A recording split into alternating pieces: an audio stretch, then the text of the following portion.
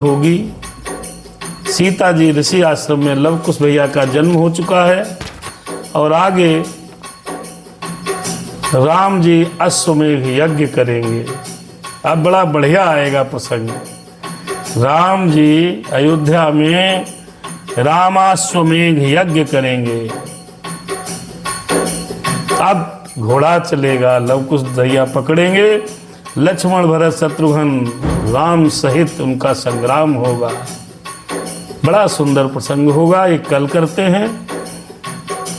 मेरे प्रभु की बड़ी कृपा है कि हम लोग लव कुश कांड के अंत में चल रहे हैं। अश्वमेघ यज्ञ के उपरांत लव कुश की वीरता और उसके बाद सत्यवंती सीता की विजय के साथ राधे श्याम रामायण पूर्ण हो जाएगी।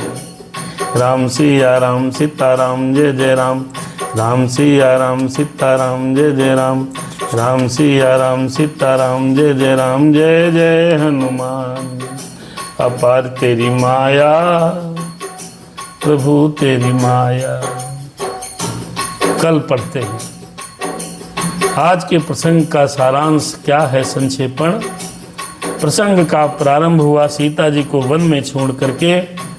लक्ष्मण जी महाराज जैसे ही ओझल हुए हैं, मेरे राम सीताराम सीताराम जय जय राम, राम सिया राम सीताराम जय जय राम। आइए थोड़ा सा 5 मिनट का संक्षेपण, जिन बंधुओं ने नहीं सुना वो पूरी आज के प्रसंग का आनंद सार संक्षेपण में ही सुन लें। बहुत सुंदर है। आज की जो कथा प्रारंभ हुई, तो कथा प्रारंभ में लक्ष्मण भैया ने सीता मैया को वन में जब छोड़ दिया, मैया जब तक लक्ष्मण जी रहे हैं तब तक तो माता जी बिल्कुल धैर्य से रहीं। भाई लक्ष्मण जी अगर तनिक विचलित होते तो लक्ष्मण जी पहले से बेचारे इतने रो रहे थे, इतना परेशान थे। तो सीता जी ने लक्ष्मण भैया परेशान ना हो, इसके लिए उन्होंने धैर्य रखा।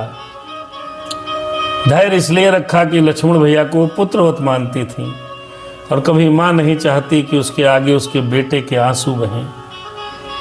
अपने हृदय पर पत्थर रखकर लक्ष्मण को समझाया।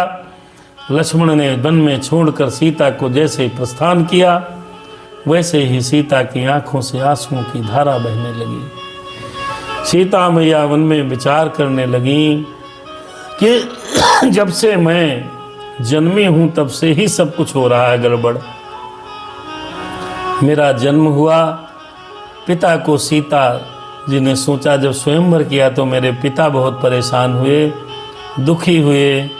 मैं जैसे बड़ी होकर के ब्याह के ससुराल में आई, ससुराल में आते ही राम जी को वनवास हो गया, मेरे पति देव वनवास में चले गए, ससुर का स्वर्गवास हो गया, मेरी सास सब विधवा हो गई। और उसके बाद वन वन में भटकने के बाद मेरे स्वामी और मैं थोड़ा सा सुखपूर्वक जीवन व्यतीत करती हूँ, तब तक मेरा हरण हो गया। मेरी वजह से मेरे पति देव श्री रघुनाथ जी को बड़ी पीड़ा हुई, वन वन भटके हैं, वानरों को सबको मिला करके युद्ध किया। मेरी वजह से लाखों करोड़ों निशाचरों की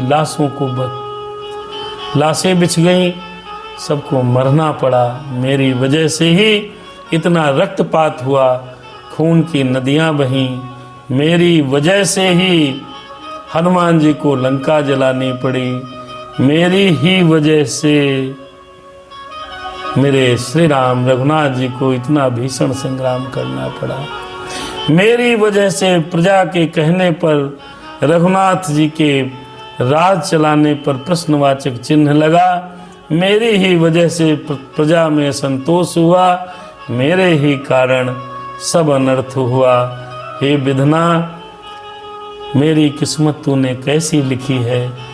इस प्रकार के भावों से जब सीता जी विह्वल हो गईं और विकल्पना के सागर में खो गईं, गंगा जी के किनारे खड़ी खड़ी चिंतन करने लगीं कि इस शरीर को रखने से क्या फ़ायदा, आत्महत्या ही एकमात्र विकल्प है, शरीर का त्याग कर दूंगी कह के जैसे ही छलांग लगाने के लिए मेरी माता गंगा के किनारे खड़ी होकर के यत्न करने जा रही थी, अपने प्राण को खोने के लिए पीछे से वाल्मीकि ऋषि जी आ गए।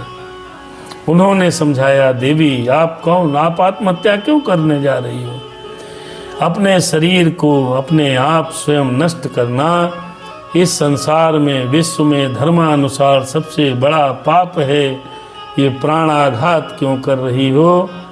वाल्मीकि जी ने समझाया कि कभी भी व्यक्ति को धैर्य नहीं छोड़ना चाहिए, साहस नहीं छोड़ना चाहिए, संघर्ष करना चाहिए। बेटी, तुम्हारे पेट में, तुम्हारे गर्भ में बालक है, इस प्रकार ये दो हत्याएं क्यों न करो, क्यों करने जा रही हो? क्या करूं मुनिदेव?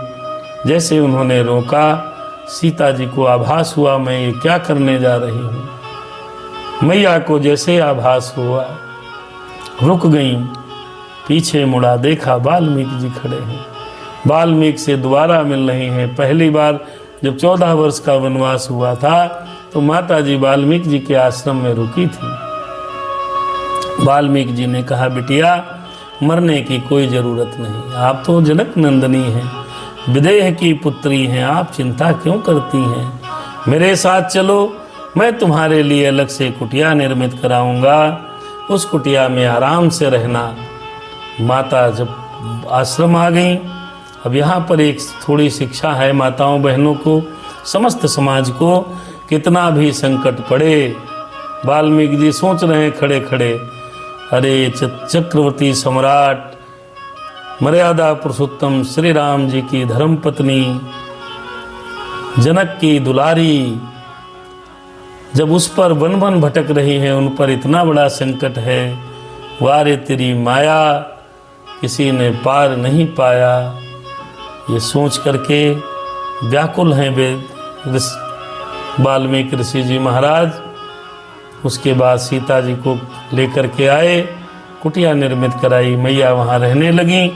अपना ध्यान बटाने के लिए दिनचर्या में पेड़ पौधों की सेवा करने लगी, गाय के बछड़ों को नीर पिलाना, सेवा करना इत्यादि कर्म में लगी हैं। कुछ समय बीत गए, लव और कुश का जन्म हुआ। लव कुश का जन्म होने के उपरांत वहीं कुटिया में वनवासियों की तरह रहते उनका लालन पालन होने लगा। भैया हमारे 8 वर्ष के जब हुए तो ऋषि ने उनको पूरी विद्या सिखाई, वेद पढ़ाए, रामायण पढ़ाई, सीता जी राम जी का पूरा चरित्र समझाया। उसके बाद सत्संग हो, भजन हो, ऐसे करते करते समय व्यतीत होने लगा। बार बार ऋषि आश्रम में सत्संग कीर्तन हो, लव कुश वीणा बजा बजा करके अपनी पूरी गाथा सुनाते हैं, सीता जी के चरित्र की गाथाएं गाते हैं, सबको सुनाते हैं। यहाँ तक आज कथा हुई। आज की कथा के मूल में सिर्फ इतना है, मेरे बंधुओं, मेरे भाइयों, मेरे मित्रों, सबको ये निवेदन है, कितना भी संकट हो सीता जी से तो कम ही होगा। किसी भी अभाव में, किसी भी प्रभाव में अपने जीवन को नष्ट नहीं करना चाहिए। ये जीवन आपके माता पिता परमात्मा की देन है, इसको लेने का अधिकार हमारा आपका नहीं है। जो व्यक्ति अपना जीवन आधे में नष्ट करके आत्महत्या करते हैं, उनको प्रेत योनि में विभिन्न प्रकार की यातनाएं भुगतनी पड़ती हैं, क्योंकि भगवान भी उनको माफ़ नहीं करता। इसलिए जब कभी संकट आए, भगवान का भजन करो, रामायण पढ़ो, कीर्तन करो, घर छोड़ दो, सन्यासी हो जाओ, बाबा हो जाओ, जीवन को नष्ट मत करो, जीवन को नष्ट न करो। जीवन बड़ा अमूल्य है, जीवन बड़ा ही अमूल्य है। आत्महत्या का विचार करना ही पाप है।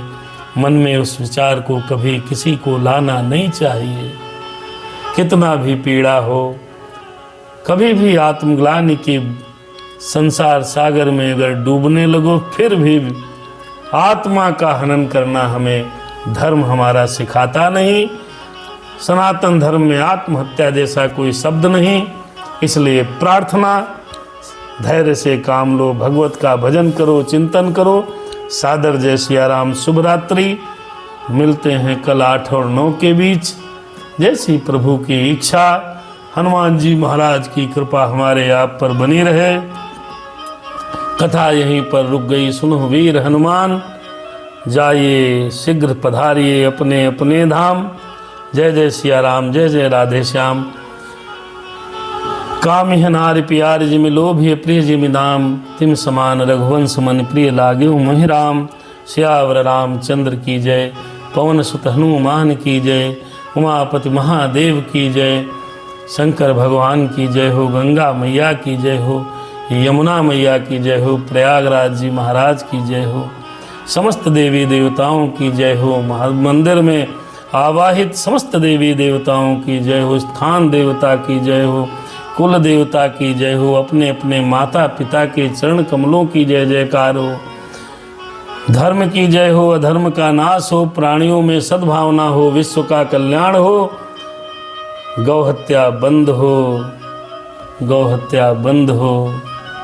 और भगवान की कृपा से हमारा राष्ट्र जल्दी ही हिंदू राष्ट्र घोषित हो। यही कामना के साथ सभी मित्रों को सादर जय सिया राम। शुभ रात्रि। मिलते हैं कल के प्रसंग में। देखते हैं राम जी कैसे अश्वमेघ यज्ञ करते हैं। सादर जय सिया राम। शुभ रात्रि। क्षमा पूर्वक, क्षमा के साथ। जय जय सिया राम।